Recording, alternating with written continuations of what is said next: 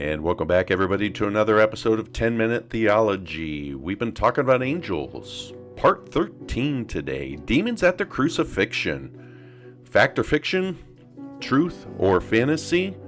Well, we'll find out. There's some interesting information within the text of our Bible regarding the subject, and we're going to take a look at it today. Hope you're having a great week.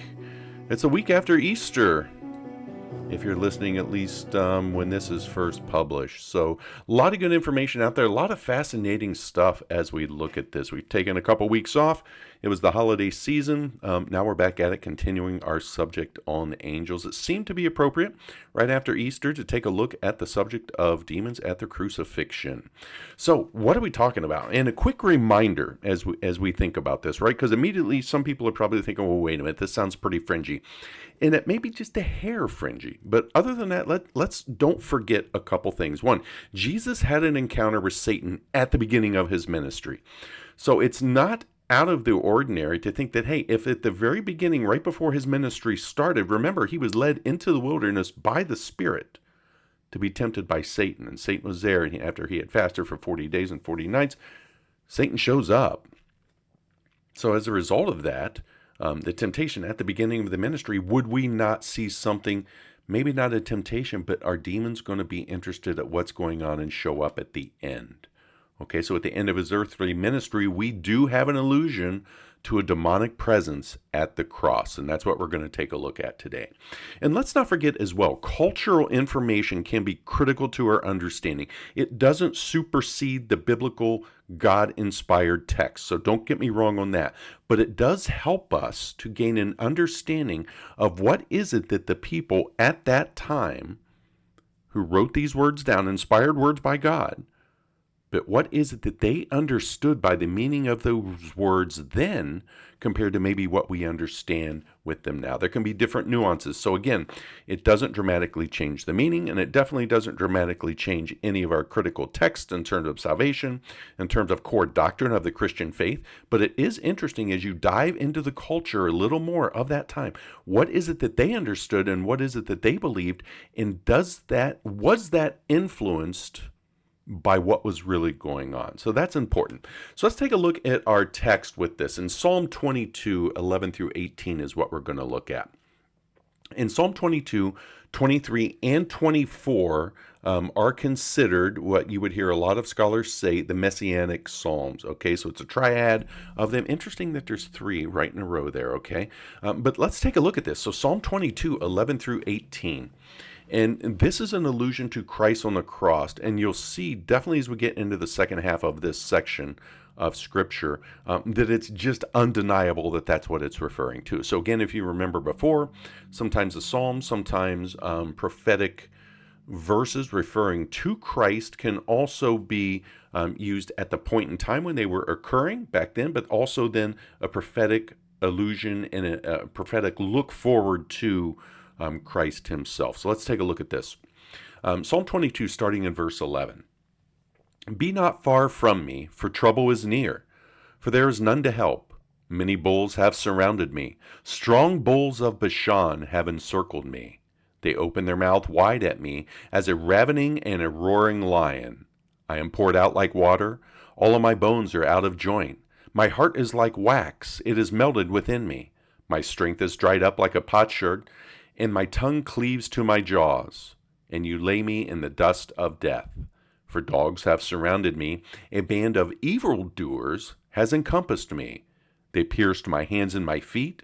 I can count all my bones. They look, they stare at me. They divide my garments among them, and for my clothing they cast lots. Boy, a couple of those verses, they pierce my hands and feet. They divide my garments among them. They cast lots for my clothing. Clearly prophetic verses regarding Christ during the crucifixion, before the crucifixion, during it. But what about the rest of them in this? So let's take a look a little further at what we're looking at with this, because it really is an interesting subject. Okay, so demons at the crucifixion. Psalm 22, key here being verses 12 to 13. Many bulls have surrounded me. Strong bulls of Bashan have encircled me. They open wide their mouth at me as a ravening and a roaring lion. So we're going to be talking about the bulls of Bashan. And don't forget too, interesting as we think about a verse in First Peter, right? Where First Peter talks about that Satan roams the earth like a roaring lion, looking for someone to devour. And then we have that language here in the midst of language with the strong bulls of Bashan that can reference demonic activity intertwined with that. So interesting. So what are the bulls of Bashan? So let's start with where was Bashan, because that's good to think about. So it's mentioned multiple times in the Bible. In Deuteronomy 3:13 is a great reference to it as well here. So let's just take a quick look at this.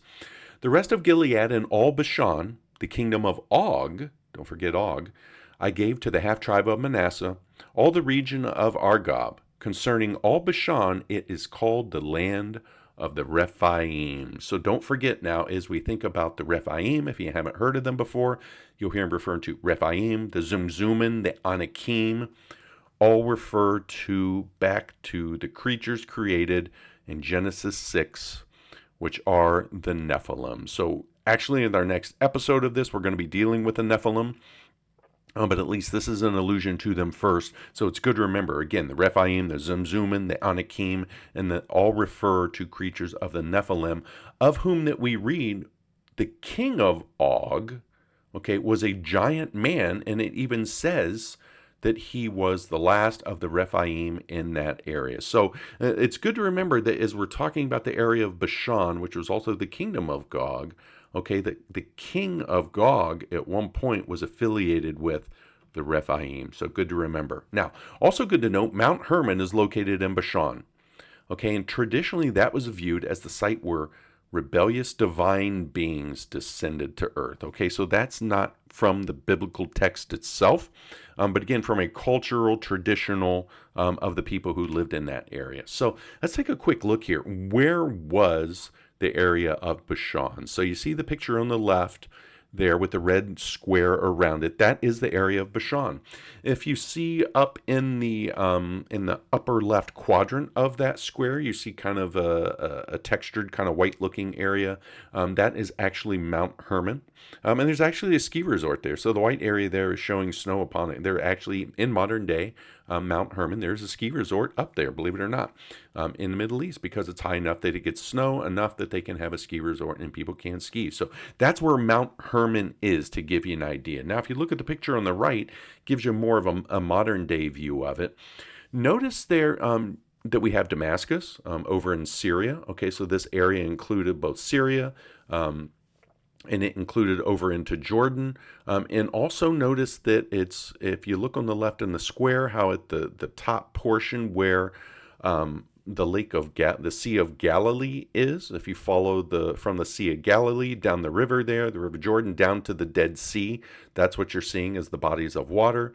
But you see also the picture on the right that we have the Golan Heights within that area too. So it's interesting that this was an area of challenge for the Israelites back then, and continues to be a challenge for them in modern day times also. So that gives you an idea at least of where it was from a geographical perspective, okay?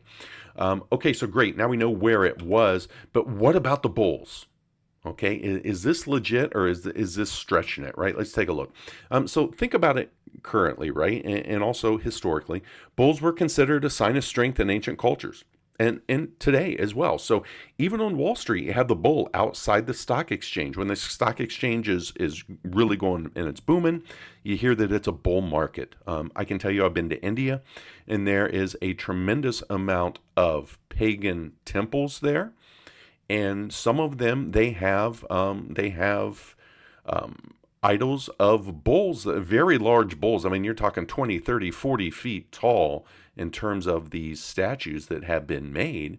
And it's considered, quote unquote, the gods. So you hear they have many gods. It's a pantheistic society, and the gods to the bulls are there. So that it's not unknown that bulls were clearly a sign of strength, but also in pagan cultures, both back then historically and even today, they're still considered pagan deities. Canaanite mythology, okay, called Mount Herman the abode of its deified dead kings. So again, interesting as you think about the Canaanites, in the deities that quote unquote deities that they worshipped, right? Again, pagan gods, but they recognized that area, Mount Herman,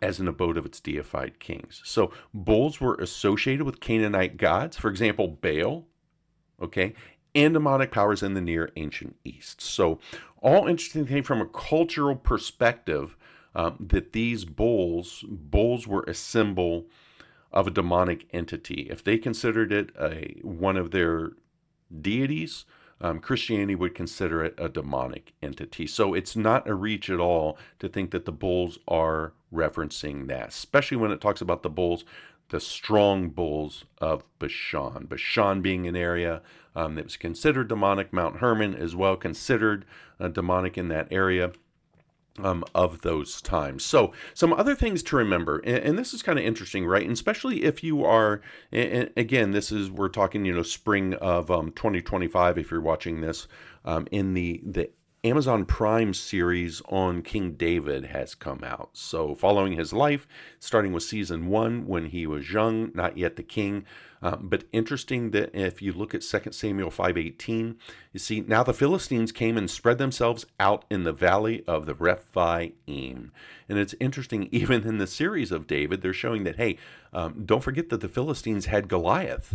And that Goliath had brothers, which is why David took more than one stone with him in the sling when he went to battle Goliath. So Goliath also considered to be offspring of the Nephilim in the area of the Rephaim. So you look at those and you start to gather those together.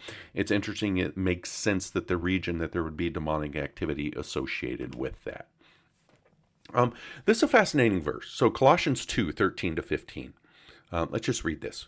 When you were dead in your transgressions and the uncircumcision of your flesh, he made you alive with him, having forgiven us all our transgressions, having canceled out the certificate of debt consisting of decrees against us, which was hostile to us, and he has taken it out of the way, he being Jesus, having nailed it to the cross. When he, Jesus again, had disarmed the rulers and authorities, he made a public display of them, having triumphed over them through him. How is that? Don't forget rulers and authorities. Think Ephesians 6. For our battle is not against flesh and blood, but against rulers, against authorities, against principalities. Those are all terms for demonic entities, for fallen angels, within the New Testament itself. So the New Testament language reflects that also. And it's interesting, we see at the cross, not only did he atone for our sins, but he disarmed the rulers and authorities and made a public display of them. Interesting parallel verse when you start to think about this subject.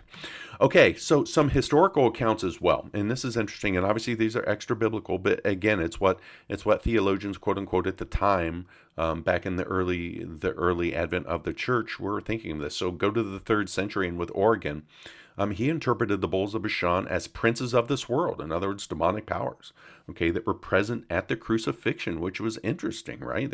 He said they were seeking to destroy Christ. Augustine, many have heard of him. He often spiritualized the Old Testament enemies as figures for demonic opposition. And then medieval writers such as Thomas Aquinas, which you've probably heard of, Nicholas of Lyra, probably not as well known. Also the Glossa of Ordinaria, which is a medieval commentary, okay, medieval biblical commentary. We have commentaries today. There's been commentaries throughout all time on the Bible from biblical scholars helping people to understand what the biblical text is talking about. And it specifically labels the bulls of Bashan as demons or evil spirits that were encircling Christ. So this is not a new idea at all. It's not something that, someone in modern era has made up and thrown all this stuff out there. So I just wanted to throw them in there because it's interesting to see what their opinion of it was. So what do we conclude from all of this? Couple things. One, the bulls of Bashan could represent evil, powerful people around Christ at the crucifixion. That's a possibility.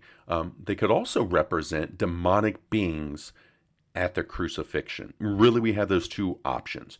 What do I think? Personally, I think that they represent the demonic entities that were there. And let me specifically say why. As we look at our key text in Psalm 22 again, Notice there in verse 12, many bulls have surrounded me, strong bulls of Bashan have encircled me. If that was just strong, evil people at the time, then why down in verse 16 does the psalmist also write, a band of evildoers has encompassed me? That would seem redundant to me. So I think as you take all the cultural things in it, as you start to look about what did the strong bulls of Bashan really represent, and what did the area of Bashan represent in terms of the evil and the demonic activity that was going on there within the Old Testament, I think that it's clear that probably the bulls of Bashan were indeed evil entities, demonic entities at the crucifixion of Christ. And when you think about it, why would they not be? Why would they not be there to look at what was going on to see, hey, can we declare victory? Have we won? I wanted to show you this just real quick. It's a quick slide from my resources that I show at the end as well. But I wanted to mention some of these specifically because Dr. Michael Heiser really hits this stuff hard. And if this has piqued your interest, go take if you have to snag one of these, grab Reversing Herman.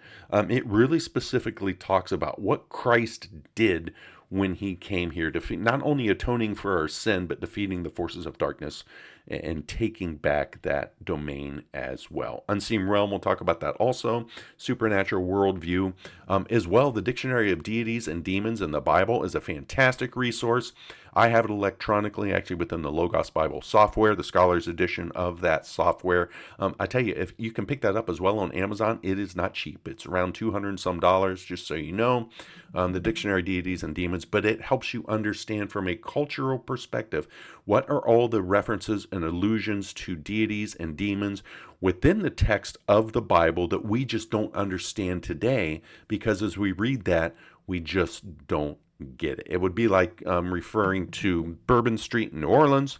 If you've ever been to New Orleans and all the evil that goes on there and the demonic activity that is clearly there as you look down, not just in Bourbon Street, but around all, they have voodoo shops around. I'm telling you, it's quite a place, right? But fast forward 1,000 years, if people were reading about that, they may not understand that that's what was going on there. So the same thing as we think about that, cultural things can matter. So I hope you enjoyed the episode. I hope you got some good information out of it. And again, don't believe me, be a Berean, right? Go search the Word of God and decide that, hey, is what is being said here, does the Bible reflect that or not? So I hope you enjoyed it. This will bring us to an end of another episode, and we will see you next time. So I hope you have a great week. Take care, everybody. God bless, and we will see you next time. Take care, everybody.